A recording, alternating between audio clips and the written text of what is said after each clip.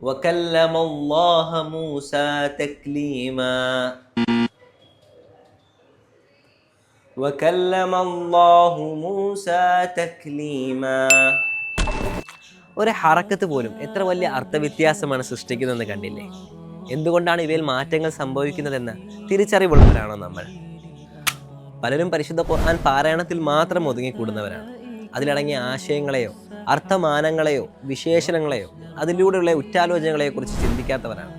ചുരുക്കം പറഞ്ഞാൽ പരിശുദ്ധ ഖുർആനിനോടുള്ള ബാധ്യതകൾ പൂർത്തീകരിക്കാൻ പരിശ്രമം നടത്താത്തവരാണ്. ഇബ്നുൽ ഖയ്യിം റഹിമഹുല്ലാ പറഞ്ഞു, തീർച്ചയായും ഖുർആനിൻ്റെ യഥാർത്ഥ മഹത്വം മനസ്സിലാക്കുന്നത് അറബി ഭാഷ അറിയുന്നവനാണ്.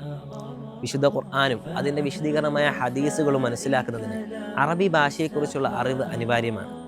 അറബി ഭാഷ അറിയാത്ത ഒരാൾക്ക് ഖുർആനിൻ്റെ ശബ്ദരസം ആസ്വദിക്കുവാനല്ലാതെ മറ്റൊന്നിനും കഴിയുകയില്ലെന്നത് സ്പഷ്ടമാണ്.